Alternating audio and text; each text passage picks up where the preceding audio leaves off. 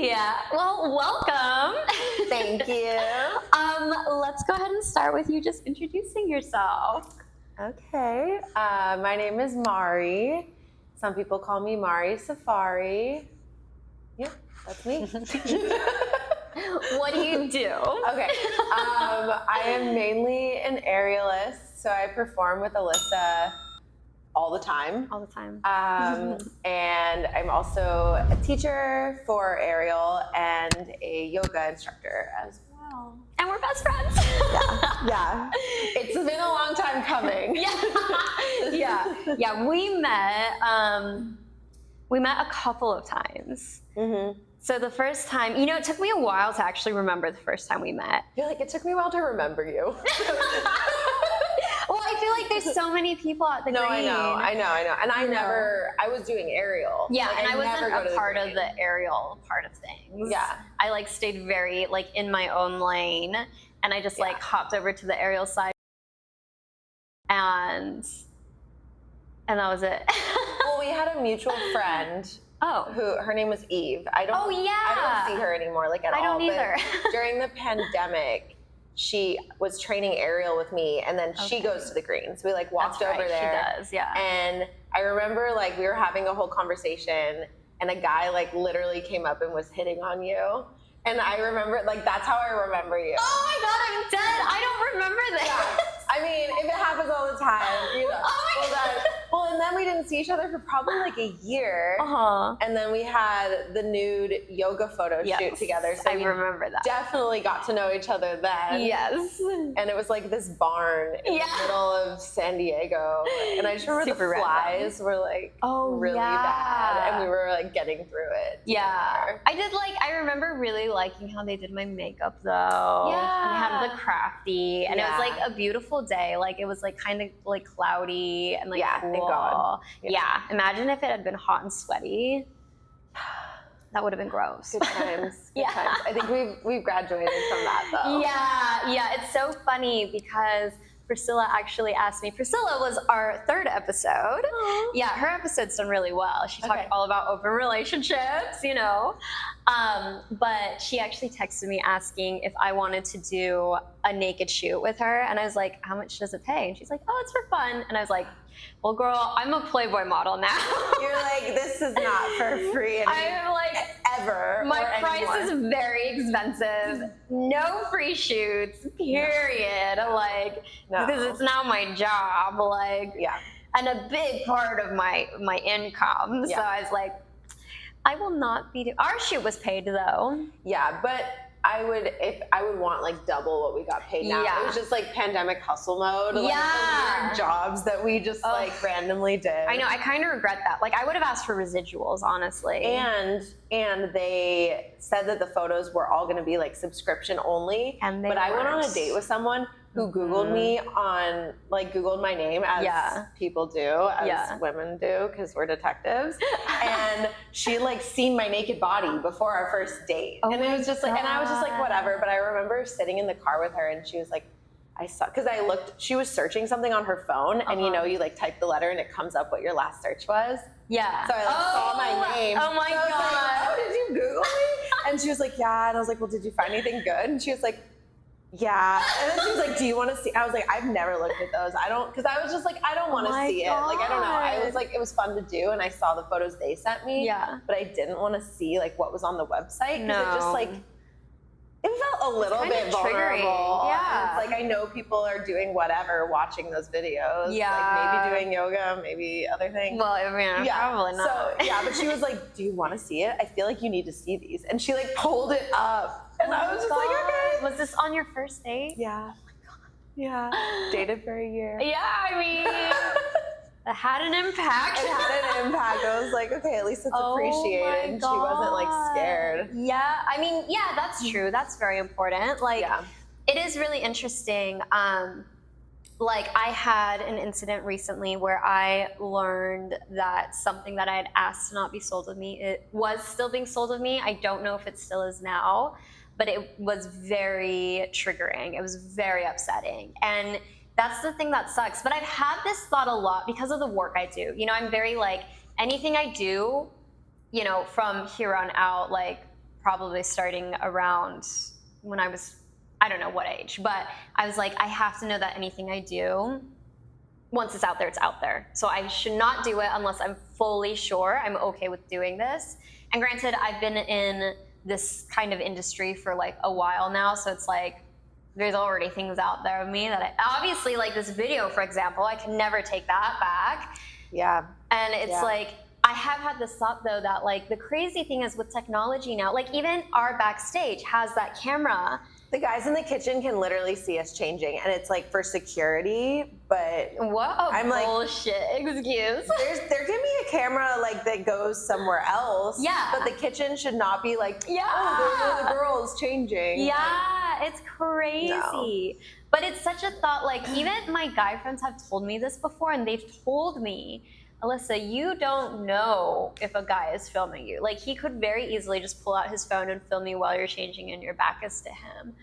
And it's true, like how technology is, the reality is we could be getting filmed so much and not even know it. Yeah. And so, not to like freak people out. Right, yeah, or to say it's okay, but prepared. Well, and I remember when we were in like probably middle school or high school, it was like this huge deal when a nude photo leaked of Vanessa Hudgens. Oh, do you remember that? She was like vaguely Disney's sweetheart, but like a nude came out, and it was kind of like, I think around that time was also like Kim K's sex video came out, and it was like, that was the time when we were really getting into social media and getting into like online stuff. Yeah. And I remember like being like, so shocked, you know, because it was just like a new thing that this was happening. Yeah. But now I'm like, listen, if you're like a woman in entertainment and you don't have nudes on the internet, like, what are you doing? Like, I mean, I guess you haven't lived that far. Like, I don't know. I feel like it's just inevitable at this point. Yeah. And I could probably find all my friends nude on the internet.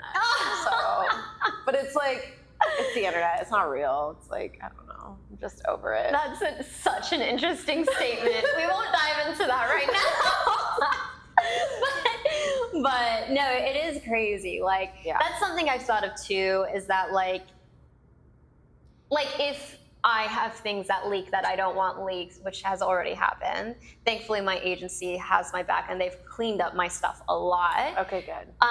But I think about that, I'm like, well, who would really care? Like, I'm not Vanessa Hudgens. Like, in all the nudes out there of all the women, like... I guess there's like, for me, the only fear would be if you booked like a high caliber movie or something, I do and they were like doing background, and they were like, oh, like this could come up later. Yeah. Like, but then I feel like if you're big enough at that point, hopefully there's a team backing you, like your agent, that can go in there and kind of like clean that up or figure it out. Yeah. So, but I mean, honestly, I don't think I'm going to be like starring in any like blockbuster. So I'm just like, it's fine, you know? I have mixed feelings about it, because when I did the recent movie that I did go in, my first meeting with them, I went in and I talked with them, and they were like, we do have to ask you, like, what do you do, like with Playboy and all this other stuff? And they were like, you know, it will be very hard for you in this industry if you cross a certain line. And that is something that I've had to kind of like keep in the back of my head always, of like, you know, but I've heard a lot of mixed reviews on things, you know, and I remember mentioning to someone like, oh yeah, if you're a porn star, it's like nearly impossible to break into the movie business. But then somebody told me there's this really famous actress that was a porn star. I want to say she was in Euphoria. Or Sex Education. I don't know. I've seen Euphoria. I haven't seen Sex Education. Okay, maybe, yeah. And I guess she was a porn star that made it. Maybe that's what this girl said. But I have heard that, I don't know, I've heard so many different things. So, I mean, Bella Thorne made an OnlyFans. Yeah. Like, you know, I think. But I guess she did make it after she became really famous. Yeah. It's probably. But then I've heard too people say that if you do it after, it's looked down. Times are changing, because now like everyone can be famous on the internet. Yeah. So it's like no one's famous on the internet. Yeah. Like I think it's gotten a lot more like flexible. Yeah, definitely. Yeah. It's an odd concept of interesting things to go down that topic and that road. This is our problem. Like, we actually do talk for like 4 hours after rehearsal about a lot of things. So many random things. Yeah, I was like, okay. At first I was like, oh, we can just talk. And I was like, oh no, I kind of need us to have a game plan, or we're we're like politics, conspiracy theories, wellness, psychology, dating. Yeah, it'll get so off track so fast. But it's okay. It's okay. Yeah.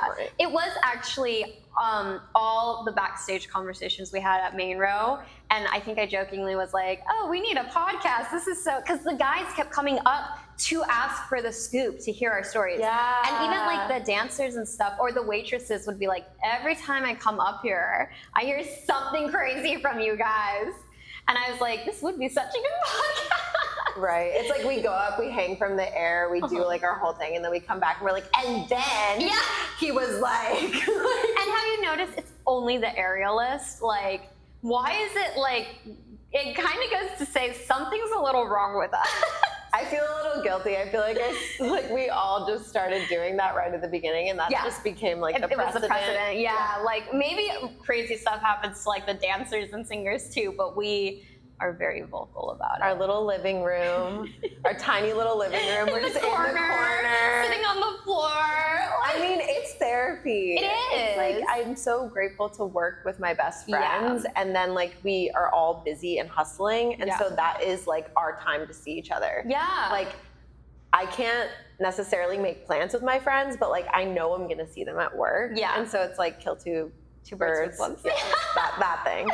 It's actually funny because the last episode I filmed, at the very end, she asked me, she was like, I think something like, what made you become healthy with love and like learn to like love yourself? And I was like, the number one thing was my friends, my group of friends. Like there's been other little relationships that have taught me, but it was really this team that like made me learn to like love myself. And a lot of that is because you guys are so like loving and accepting. And clumsy. Good job. Thank you. But it's true, and and we were saying like this is one of the big things we wanted to talk about on here. Us specifically, we're the two youngest on the group. Yes. Yeah, so we're the same age, and we're the youngest, and I think it does show because everyone else is a little bit more established and stable. They're all in their like long-term relationships, like either married or on their way to not everyone. Not everyone. That's true. There's a divorcee. There's an open relationship. There's a married open relationship. True. And then one girl's like partner just moved here. True. Okay, true. But they're all a little bit more wiser. Established. They've been through it. Whereas I feel like you and me, we like one day want one thing and the other day want the other still. It's narrowing down. But we're still like with them, it's like it still is chaotic, but they're kind of consistent in what they want. Honestly, I feel like we're both kind of coming into who we are, and this is like the era of that. Which I change my mind like all the time, and I'll be so sure about one thing, and then like, and I don't know if that's just like being a woman or like, I don't know, but there's no wrong. I think one thing I've learned is like there's no wrong answer, and it's your life. And as long as you're not hurting anyone, it's like live your life. You can change your mind. Like when you went to EMT school just to do it, and now you're taking jiu-jitsu. And it's just, and then what I've also learned is like, even if those things don't become like a path that you really go down, it's gonna help and give you skills and teach you things for the path that you're forming. Definitely. Like I've seen like you've gotten so strong. Like, Thank you. And I know that people be noticing those abs. Like, thank you. You kind of just have to be comfortable with your body and be like, well, whatever's out there is out there, you know? Yeah. We all have bodies. We all have sex. Actually, not everybody has sex. I have recently discovered from doing Playboy how many people do not have sex. And it's very interesting, like working in this kind of business, because I've been connecting with my fans more.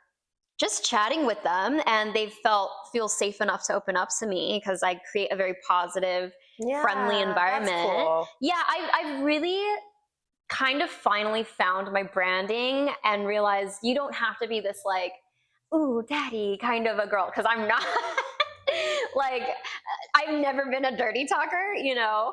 But, you know, I'm a cute, bubbly little thing. And so I'll just be like, how's your day going today? Yeah. Like, and so like they open up to me, and I've found out there's actually like, it's fascinating how many people struggle connecting with women. You know, sometimes I find out people that are just straight up cheating on their wives, and I'm like, I just call it out. I'm like, you need to go to therapy. I know you're on here to spend money, and I'm probably going to lose you as a subscriber, but like, that's not okay, you know? And anytime I find out, like, if somebody's like, oh, I have a girlfriend, I'm like, does she know you're on here? Can you imagine if you were like the Playboy girl that actually did therapy?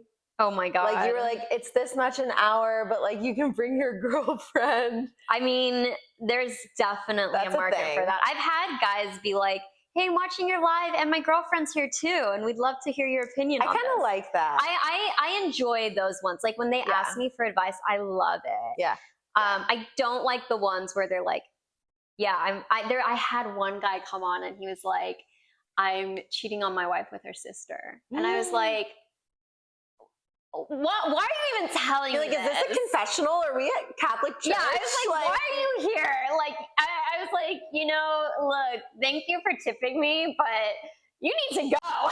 Like, what do you expect you to say to that? Yeah. Well, and back to the whole, like, people maybe don't have sex, hard time to connect. Like, I have two thoughts on that. Because I read an article recently that, like, our generation, or like people around our age, are having less sex than like a bunch of like previous generations. Interesting. And like, there's a lot of people out there who like just aren't going out and meeting people, aren't having sex, like aren't doing all that. And I really think like the things to blame for that, and what I think they were saying in the article is like social media, smartphones, and the pandemic. Oh yeah. Because we're all just like these balls of social anxiety, and everyone kind of just wants to like hide in the comfort of their own home. You can like look at a girl and like go do whatever you need to do later about it, like on the phone, on the comfort of your own home, and without like getting rejected, order DoorDash, like, you know, it's just like not spending money on a date. Yeah, it didn't used to be that way. If you wanted to like meet a woman, you had to like go into the wild and meet said woman and like call her up on her home phone. And like, there's no texting to bail on someone. True. Like, if you stand someone up, like, there's no way to tell them you're not going to be there. Like, it's like, oh, let's meet at the like bowling alley. Like, you better be there. So people are able to just like be flaky, be introverted, and like still get all of the things that they need, but they're not actually getting like real life experiences. And I fully support like women who are like using social media and like using these things and like, you know, finding a way to like take their power and make money with that, because we should. Like, that is a really like, honestly, I think empowering thing. But then like on the flip side, it's like people don't have to actually have experiences anymore. Yeah, it's crazy. Or like the VR thing, how people can do like, you know, like have parties at home by themselves in their room. And like, everything is live streamed too. Like every festival, every concert. And it's cool that it's like, oh, if you can't make it, you can watch it at home. But then it's like, there are people who otherwise maybe would have gone. Yeah. Well, even like our industry, nightlife is heavily dying out here right now. Yeah. And, you know, like all the clubs are starting to like, they're cutting entertainment and like not getting, but you know, it's kind of hard to say because that always happens at some point once a year. So, you know, we'll see. I mean, Main Row's been going strong, so we're holding out, you know. It is like really cool to be in like kind of currently the longest running entertainment venue, and like the only like group aerial show that there is in LA. Like we're really lucky, and it's like the same team. It's been the same team for years, and I think a lot of the places, abs. Right. Well, the places I worked before when I was still kind of like finding my flow as an aerialist in the city, like I think it was really easy. Well, and as a dancer even more, it's really easy to feel replaceable. Yeah. So it's like, you know, that if you want a better rate or like any sort of better treatment, you're taking a risk by asking for it because they know that they can just replace you. And so like being able to maintain a consistent rate at our job and keep the team the same, I think is like why we've had so much success for so long. Yeah. And we're a really compatible team too. Yeah. You know, like it could be a lot worse. Yeah. And like we work well together and we actually hang out together and like we're all really close too. Yeah. I don't think there's really ever been like aerial auditions. I remember the old manager, like my first day, I was filling in for the girl who's now like in charge of our crew. But at the time, like she had to go to France for a wedding. And then the girl who normally would replace her had COVID. And so I was just like brought in kind of last minute and I was still like very green. Like, like it was the first time I performed like a solo hoop act. Oh my God. And she like met with me and we kind of put it together beforehand and stuff. And then the manager at the time, who was like kind of sassy, like I was there, you know, by myself, didn't know anyone. And I'm about to get lifted on this motor to do my performance. And he was like, oh, well, I guess this is your audition. Literally the last thing he says to me before I'm going like 20 feet in the air. And I just had this like reaction in my mind that was like, okay, game on. Like, well, good. Like it did not scare me. If anything, it like challenged me. And I was like, who are you to say that? But so funny. I think sometimes when people are super supportive, almost in like a coddling way, I don't rise to the occasion as much. But when I'm thrown into like high pressure and I just have to like go. Yeah. And then I came down and before the manager could even say anything, like the owner of the restaurant comes up and like shakes my hand and is like, that was great. And looks at the manager and was like, we want her back. Like, how do we have her back? My God. And so I was just like, okay. And then we were walking upstairs to the dressing room. The manager was behind me and he was like, well, I guess you got the job. I was like, of course I got the job. Like, when you said something like that, I was like, there's no way I'm not going to deliver like the best performance I can do right now. That is so And that was funny. 3.5 years ago. Yeah. I remember I had my audition and I remember I went into the audition and right before. So you did audition? I did audition. Okay. Yeah. I was living in Miami and Candace was like, hey, this new place is opening. You should audition. And I was like, okay, I'm going to fly back out. Like, cool. You know, because I was already flying back like once a month or whatever. So I flew out to audition and I get in there and the same manager is like, okay, well, you know, the one girl that we have as an aerialist, she's coming in too. So she's going to watch your audition also. And then in walks our friend. And it's so crazy because she was the first aerialist I'd ever seen perform in my life. I didn't know aerial was a thing. And I'd seen her perform back when I was married. So she actually met my ex-husband. Where did you see her perform? Pirates, which I ended up working there later too. Amazing. Like I always like, her and I were always meant to meet apparently. And I always was just kind of like trailing behind her. And like, I always like kind of idolized her, but I wasn't trying to follow in her footsteps, but I just naturally did until like we became best friends and like now like hang out all the time. I need to text her back. That's actually so synchronistic because my very first day at JJ Gym, where we train all the time, I was getting a lesson, like a private lesson, because I had just decided, like I saw a Cirque du Soleil show and was like bawling my eyes out at the show. And I remember turning to my boyfriend at the time and being like, I need to do this. Like, I was just like, it was like the closest to a calling I could ever explain. And so then I was having my first lesson at JJ's. It was a private and it was brutal. I was like, what is happening? I don't know what muscles need to be working. Like when I had to climb after conditioning, I was like, I have no strength left. Oh my God. I remember like our now friend and like the head of our leader. job, our leader, she was there. Oh, how funny. Randomly. And then my first job in Hollywood at Nightingale, which was my first paid job. She was the aerialist there as well. So it was just like, it is interesting how LA too is like it is a big small town. Yeah. And especially with aerial, like we kind of know everyone who's consistently working. Yeah. It's not like the biggest job career either. So there is only so many people that do it.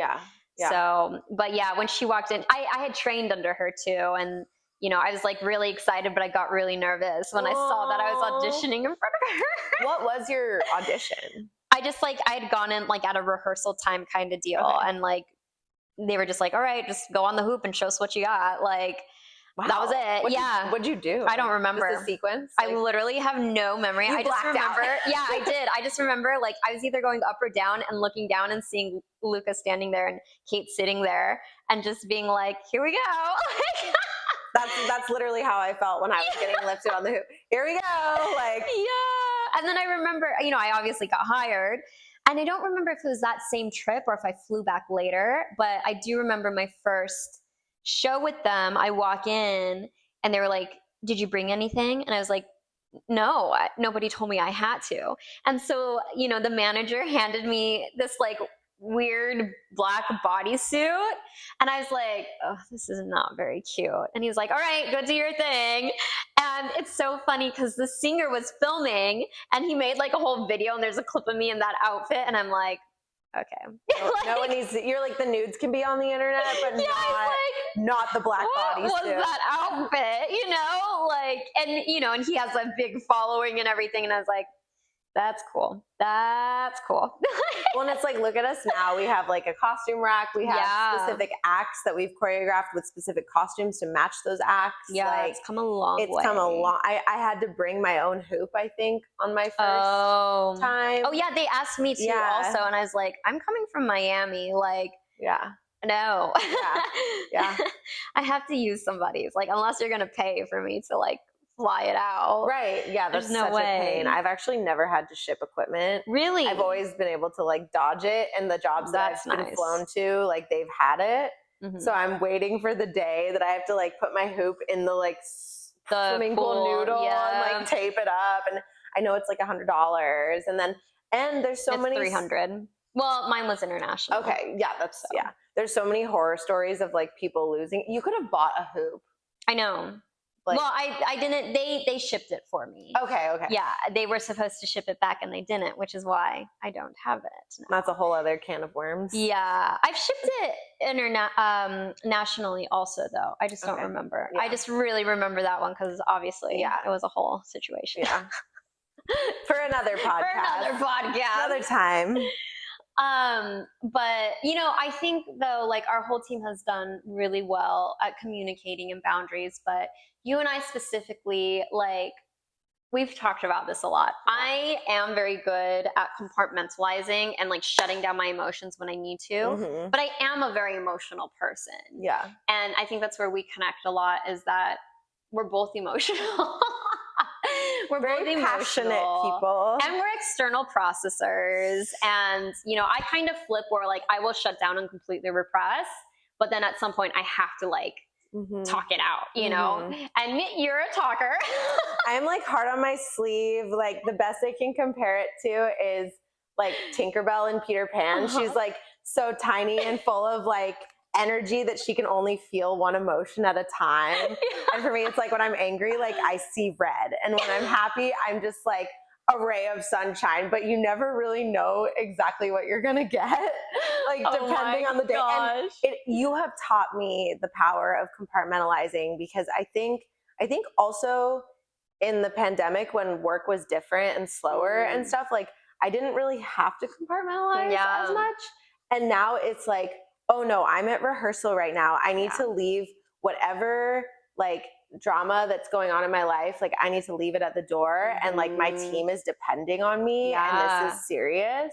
And like you've reminded me of that, because I never want to bring energy that could bring people down. Yeah. Or, our job is dangerous too. Yeah. Like we do it so much, we sometimes forget, but like, I mean, it's a dangerous job. There's always a risk. Like, Well, that's also kind of why I think I need Ariel to survive is like, and I think a lot of us have the same. We all do. Yeah. We have such an intensity about us that energy needs to go somewhere. And the beauty of it is when I'm up in the air, there is no room to think about anything else. Yeah. Like if something is really bothering me, like once I'm up there, I am in my own little world, me in the hoop or me in the silk and whatever. And it's like, you kind of just get to be in this like bubble that's just yours. Yeah. And everything else will be there when you're coming down. Yeah. And like, but I know that for me,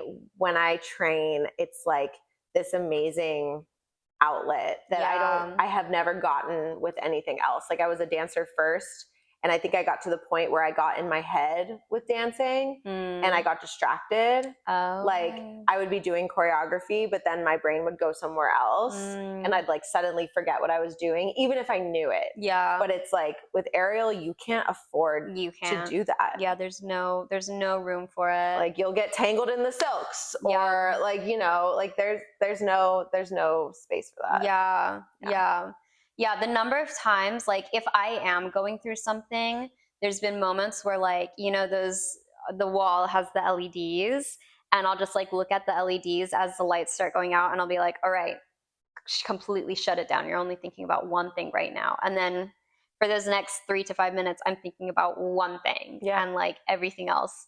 The only thought I have in aerial that's not like doing what I'm doing is sometimes when I'm spinning, I'm like looking at the LEDs and I'm like, oh God, I feel like I'm going to throw up. Just keep breathing. Like, well, yeah, I honestly don't look. I mean, I'll look at the crowd and I'll like, if there's people up on the balcony, like I'll like wink at them or whatever. Yeah. But it's still just at this point as a performer, I think we can incorporate that into it and still be in the zone. Yeah. But then it's like sometimes, especially with silks, if I like get like really free with it and expressive with it, then the silks will do things that they haven't done before. Yeah. And it's like, I love being able to let go. And I feel like the more you train and the more you know your act or whatever, the more you can play with it. Yeah. But then you have to be ready for like, oh, the silk's over there now. So like, I'm going to have to wrap differently. Yeah. And you have to, it's like this constant puzzle of problem solving. I mean, it's a word. It's a puzzle. Yeah. Aerial puzzle. And I even mentioned this on the last podcast. The thing about our team that we've discovered is that we all have anxiety. We all, like, none of us even know that there's a life without anxiety. Like, I think about that some people don't have anxiety, and I'm like, they're not real people. There's no way. Like, anxiety is such a part of my life. And like, and we all struggle with it. And that's why we train so obsessively. Like last Tuesday, I was with Kate and, well, not the whole day, but I started with Muay Thai, went to aerial rehearsal, and then we ended the day doing backflips. Well, she did front flips. I did backflips. But a packed day of physical activity for me will be like yoga, swim laps, maybe hike Runyon Canyon, train, and then perform at a gig. But it's like that's what keeps me feeling grounded and alive. Honestly. It's like the stillness that I think I'm still learning. The stillness is hard. Yeah. I just signed my 3rd lease, by the way. Congratulations. Yeah, big deal. Thank you. She's so grounded. I'm so grounded. And I was like, even as I signed it, I was like, wow, this is a big deal. Like to stay put. I think we had that conveation before I signed it. Like I've very talked you out of running away. Yeah, I had a moment and I was like, should I even stay? You're like, should I go across the country or across the world right now? And I'm like, but why?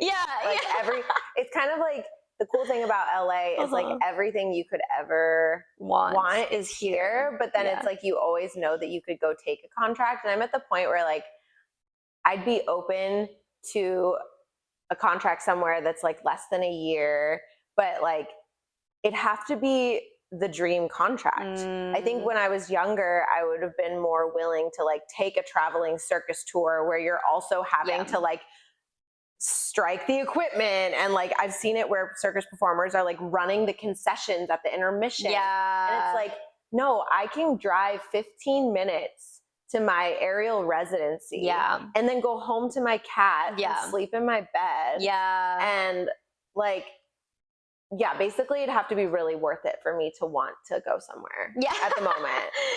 Same. Especially like getting older. It's not as worth it. So, but okay, anyways. Reeling it in. Reel it in.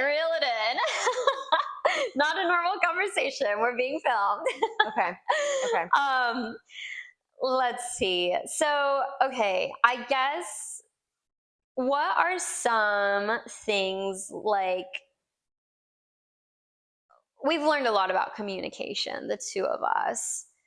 I guess from your perspective, what are some things that you've learned about like boundaries and communication?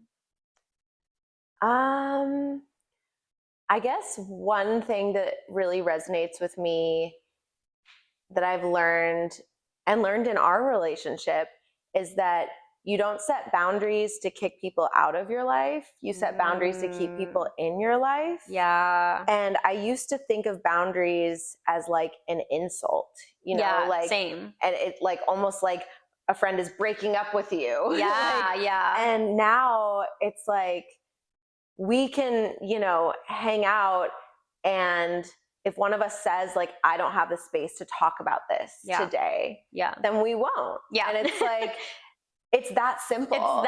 It's literally that simple. And I think we get so caught up in our feelings and our ego when it comes to communication that we neglect our own needs. We neglect other people's needs. Yeah. We don't have the awareness of like when it's appropriate to talk about certain stuff. Mm-hmm. And I know that like I've leaned on you. We both leaned on each other. But like I leaned on you a lot in the earlier parts of this year, and you were so there for me. And then like, I hope this is okay to say, but it started bringing up traumatic experiences from your childhood. And like, and I have no way of really knowing that. Yeah. But like, you needed to tell me, you know, and you did. And I kind of had to like pry it out of you a little bit. But then I think once we had that conversation, like, one thing I do think I'm good at is like, when you're real with me, I will receive it. Yeah. Like, I will always receive your feedback. And I think vice versa. And so once it was like out on the table that like, oh, this is affecting Alyssa in a negative way,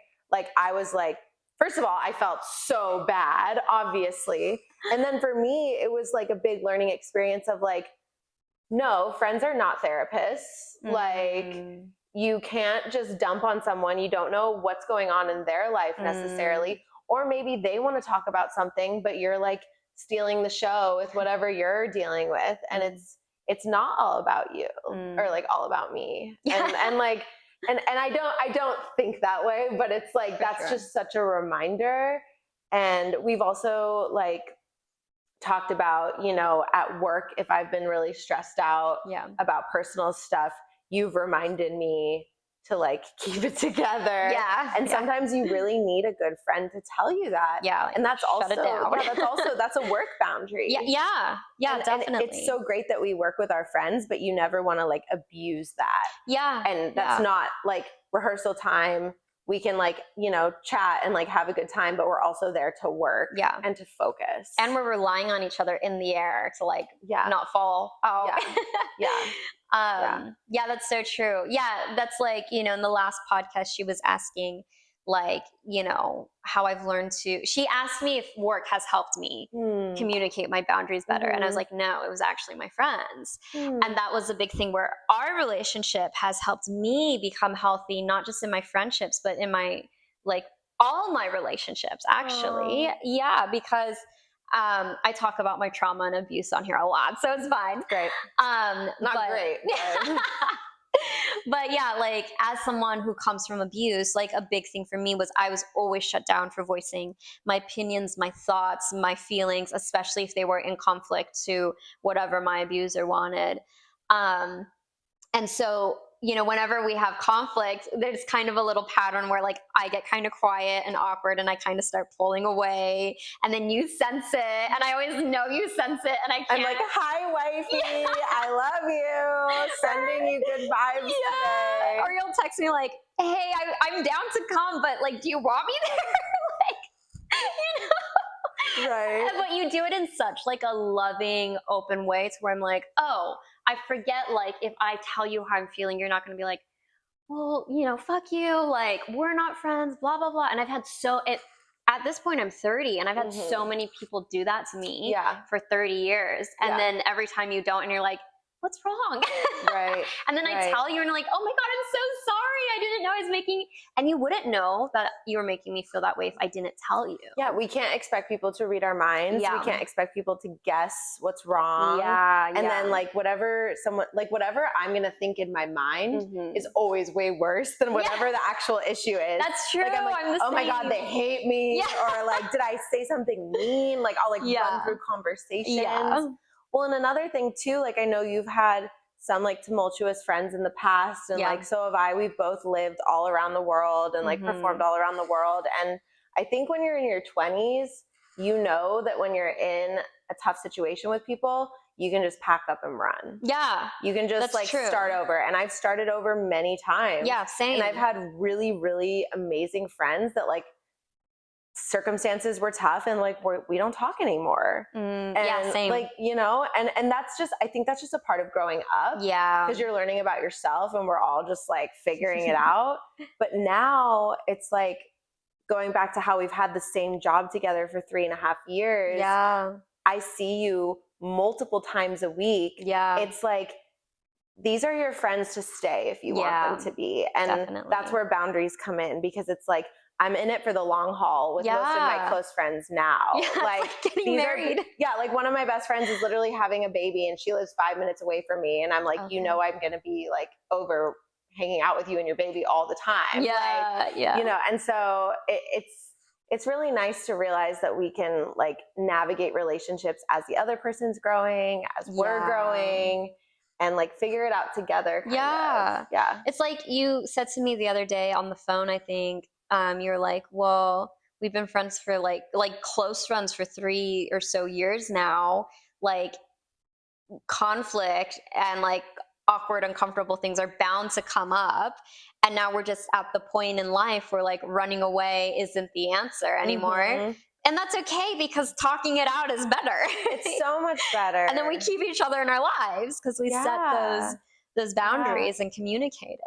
I think that also goes back to like relationships too, because I know like you haven't been in a serious relationship in a really long time. And like, I think, and I've been in like, I'm kind of a serial monogamous, so I have, but like they haven't all ended the best. And I think that, crap, I lost my train of thought. Yeah, that happens to me all the time.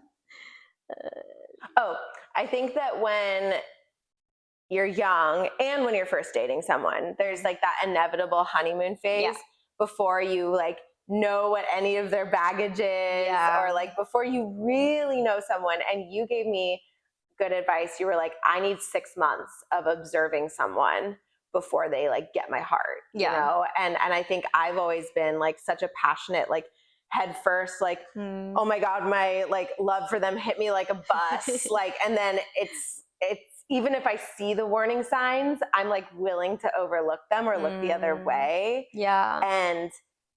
And it's the same thing with those boundaries. Like after that honeymoon phase is over, like if you really want it to work with someone, like you have to navigate conflict. Conflict will definitely arise, especially as you get older and you take on more responsibilities. Like if you want a family, like it just gets so real. It's like, I don't think we're in that like young love phase anymore. Yeah. And I'm kind of learning like how to navigate that right now, honestly. Yeah. It's a growing up process. And that's something that like, it doesn't matter whether you're in entertainment or not. That's something you have to learn in life in general as a human in relationships. Yeah. So I did want to ask you, so you are the first lesbian that I've brought on. Okay. We've had bi girls on. Half the time I don't even know they're bi, and as we're talking, they're like, I'm bi. And I'm like, oh, I had no idea. Yeah.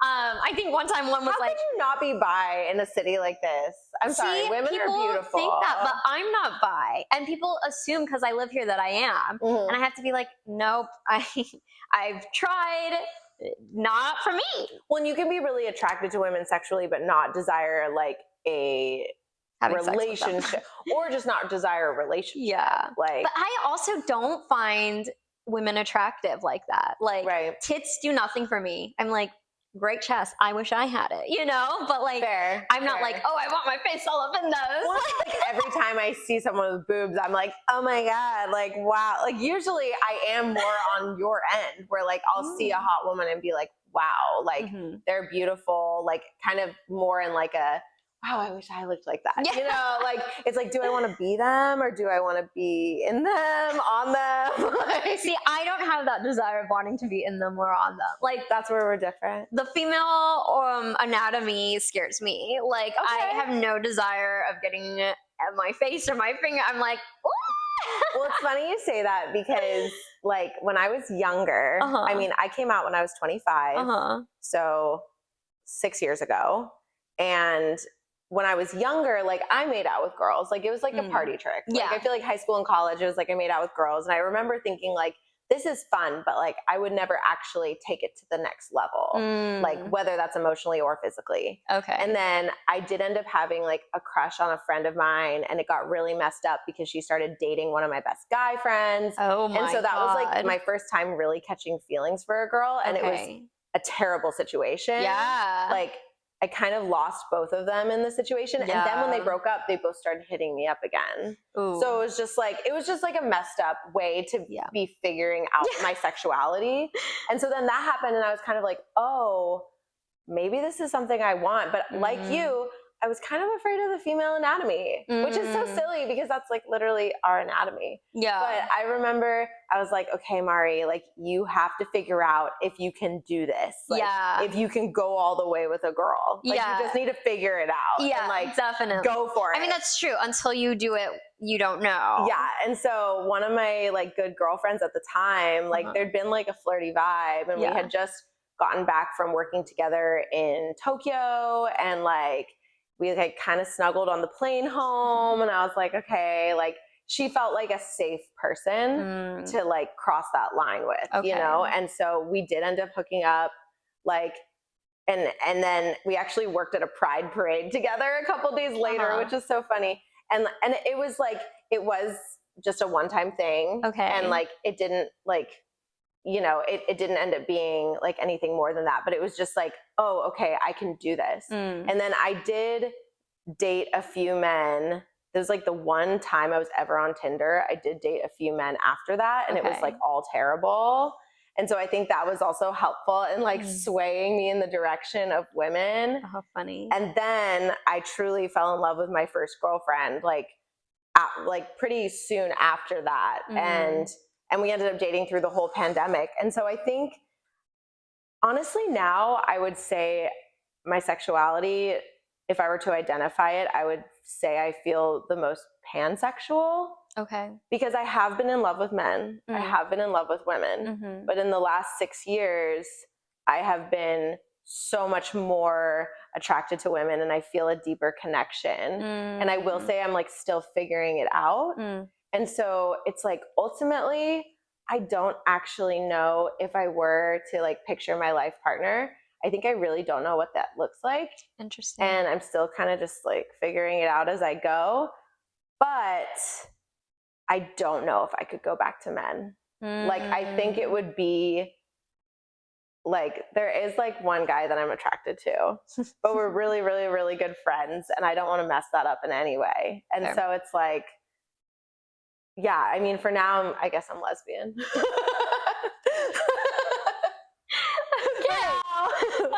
Okay, great. To give you the full scoop. Yeah, well, and you're allowed to change, you know, like that's the beauty of it. Yeah, you don't have to, you know, you don't have to know. Like, if you know, you know. Like, I had said on the last podcast how, you know, I was traditional monogamous straight before, went off and did a bunch of crazy things, tried it all, only to realize I'm still traditional monogamous and straight, and that is okay too. Yeah.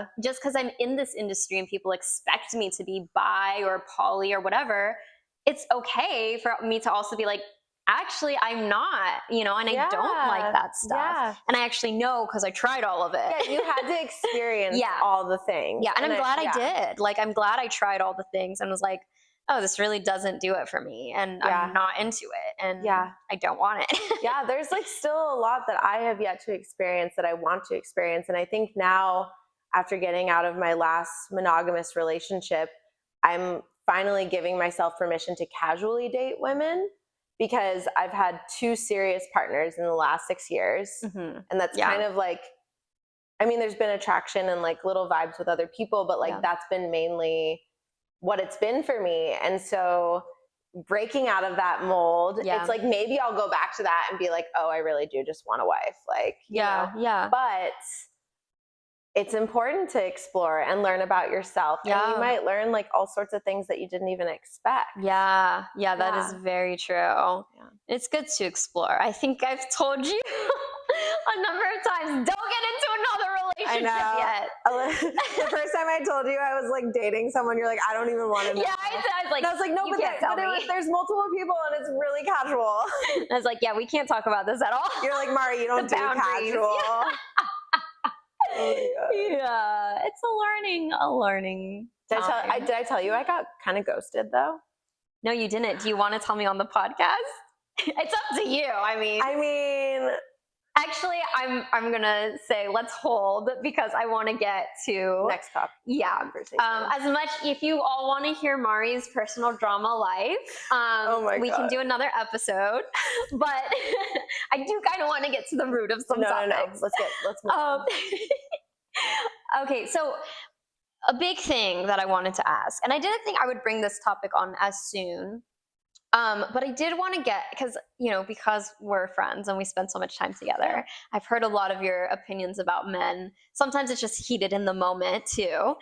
But I did want to ask you, and you were just saying yourself how you have moments where you go back to being like, am I attracted to men and stuff,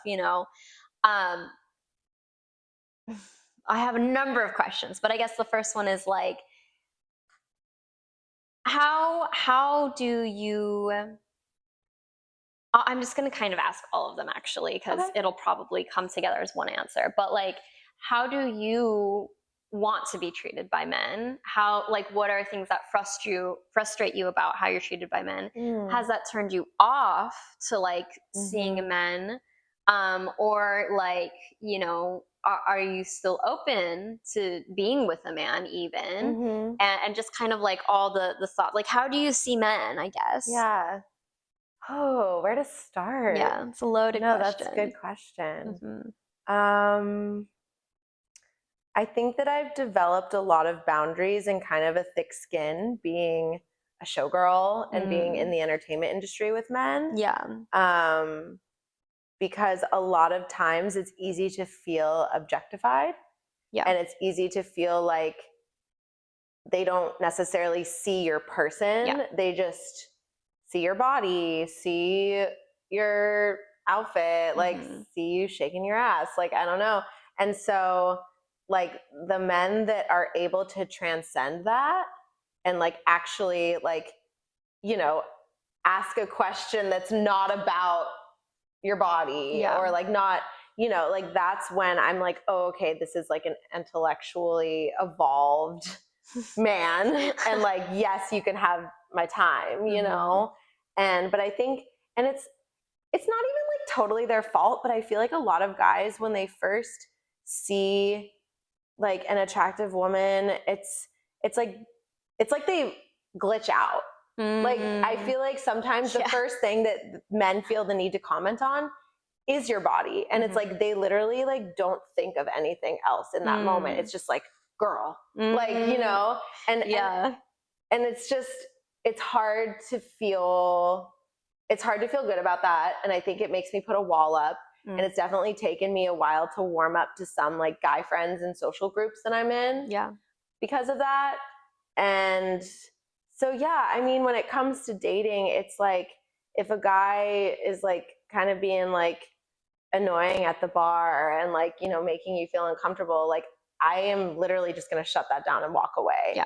And it doesn't validate my ego at all. Like I know some girls will like stay for the conversation and like, like maybe they enjoy it to some extent. But for me, it's kind of just like, that's all you got? Yeah. Like, can you like be a human with me? And so, yeah, I mean, I guess I don't mean to be like super hard on men, but sometimes I'm kind of just like, do better.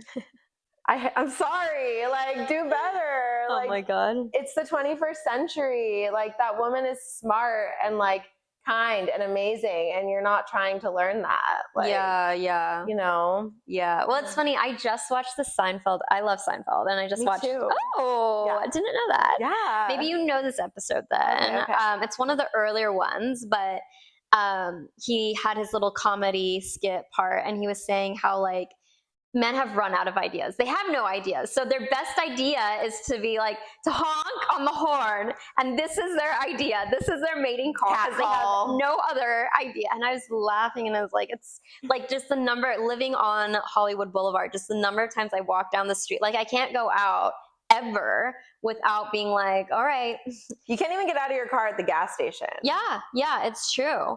You just hollered at like a piece of meat, and it's like, do you What's your end game? Yeah, like, how do you see this going? Like, where do you really see this working out for you? If you're like I'll walk down the street and someone will be like, hey, and I'm like, and sometimes I'll get so fed up, I'll turn around and be like, what the fuck do you want? And they'll be like, and I'll be like, it's funny when you respond to them in a way that like they're not expecting. Yeah.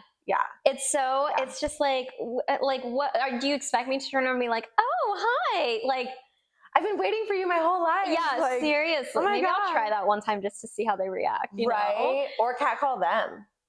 Back? Yeah.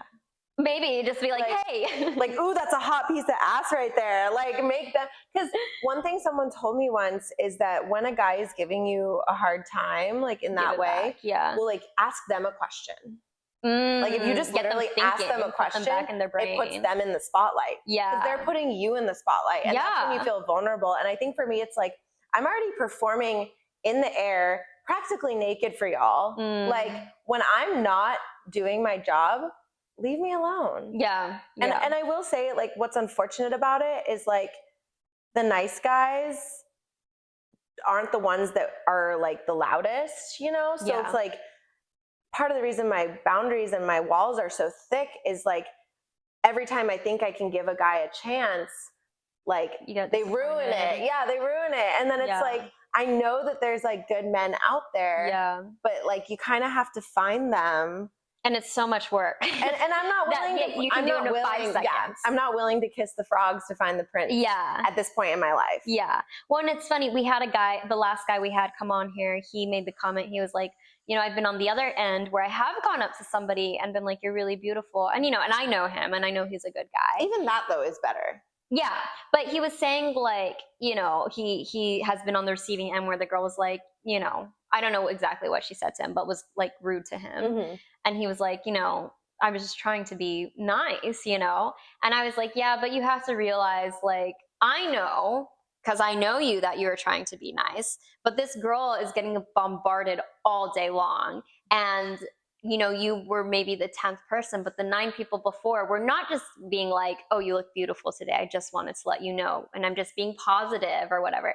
Because the 9 before were just yelling at her and like, you know, trying to fuck her or something. Yeah. It's just an unwelcome distraction or a nuisance at that point. Yeah. And if you're a busy woman, like getting from place to place, like you don't have the time to entertain that. Yeah. Well, and that's just it. Like sometimes I'm running to do an errand to like grab something at CVS and I'm getting stopped every 5. So I just ignore it completely and I feel rude. But it's like if I stopped with every man to chat with them for 10 minutes when I have things to do at home, then something that was supposed to take me 5 minutes to run back and forth now has taken me 30 minutes to have these conversations with people I don't care about, I don't want to give my number to, I'm not interested in. Also, like, what, I'm just leading you on for nothing. Like, what do you really expect me to do in this situation? And I've also learned that, like, if you even smile, it's an invitation. Yeah. So it's like, if you're really like not wanting to engage, that's exactly what has to happen. You cannot engage. Can't. Like sometimes I literally will have my headphones in and they won't even be on. Yeah. But because they're in, I'll pretend that I don't hear someone. Yeah. And I know that people are worried about offending people. Yeah. But my brother actually said to me last week, he was like, you know, guys are used to getting rejected. Yeah. So it's kind of like I don't need to feel that bad because of the 100 girls that they're heckling at, it'll probably work on 1. Yeah. And so that's why they do it, because it's like a numbers game. Yeah. Like they just know that if they shoot their shot enough times. And so it's like, I'm not going to be the victim of that. Yeah. I'm sorry. Well, and also like they don't have any emotional attachment to us, so it's not actually hurting them. But you know, the other thing that's interesting is that like, why do we feel like we owe them something. Right. They don't feel like they owe us our peace of mind. The patriarchy. Yeah, we live in a man's world, very much so. Yeah. And I always like reemphasize, this is not a man-hating podcast. I love men. No. It's just, we do live in a man's world, and it makes it very hard for us women. It's really hard to navigate. Yeah, and you know, I would love to be the friendly neighbor. I'd love to like make cookies for like the people that I walk past regularly, but because of my job, and even not my job, just how I look, being like a cute tiny girl, I can't.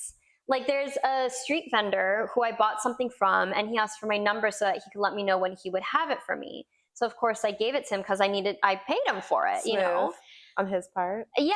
And then of course, like he's calling me nonstop to where I had to like block the number. I of course got the product and like, do you and it was see a good him down there? And I just stopped acknowledging him. Like occasionally. And that's like outside of of my home. It was a mistake. And it's a bummer because I would love to be like, hi, good morning. And there's some that I do, but it's like once one boundary is crossed, it's over.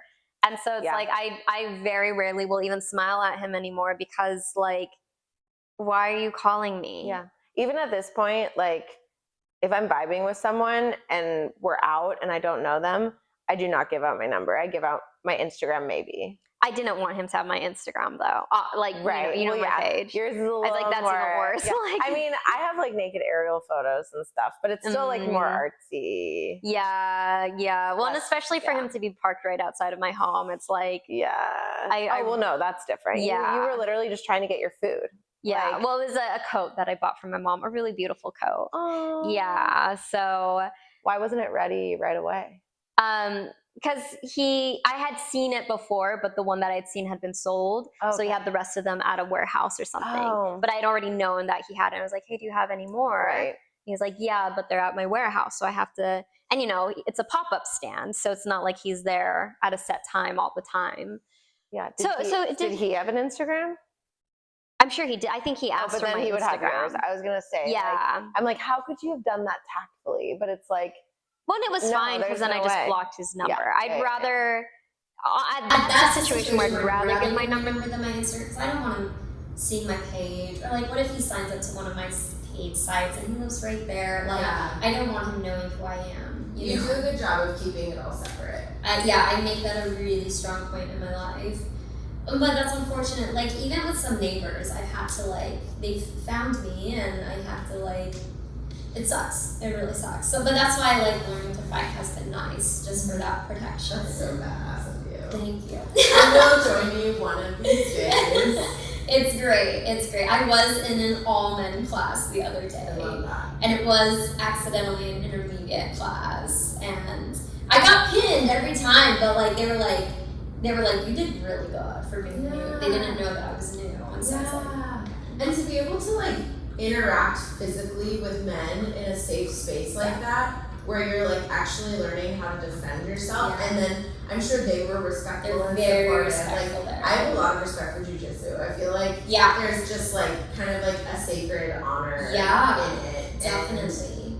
And it's like they have your best interests at heart. Yeah. And that's why too though, I will not give my Instagram to any of them out there. No. Because men they're visual, so I feel like it doesn't matter how respectful they are once they see that one photo. Oh yeah, they're gonna be fighting you and like picturing you. Yeah, exactly. Yeah. So, but right now they don't know who I am, and I'm planning on keeping it that way. And it's bless you. I didn't want to sneeze into the microphone.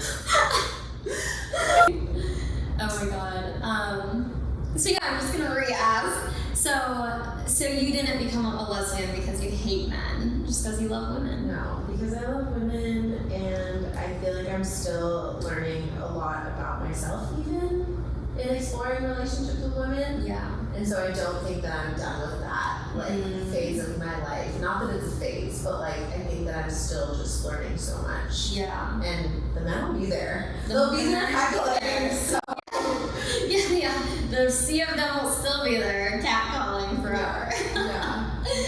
Oh my god. It feels more by the book, and I think not to open up a whole new can of worms, but it took me so long to come out because I am so femme. Yeah. And femme presenting, and we live in a society where if you look like me, the people that approach you will be men. Yeah. Like, women do not necessarily know that I'd be interested in women. And I mean, all my best friends are straight girlfriends. And I'm the most comfortable with my straight girlfriends. Yeah, you know, I do have a lot of queer friends too, but yeah, so it's like, I had to really find my own identity and be like, oh, I don't need to be butch to be gay. Like, I am me. Yeah. And I am attracted to women, and that's okay. Yeah. Like, I don't need to subscribe to a certain label. Yeah. And I think LA really provides that. Like, I found myself here. Yeah. Oh, I love that.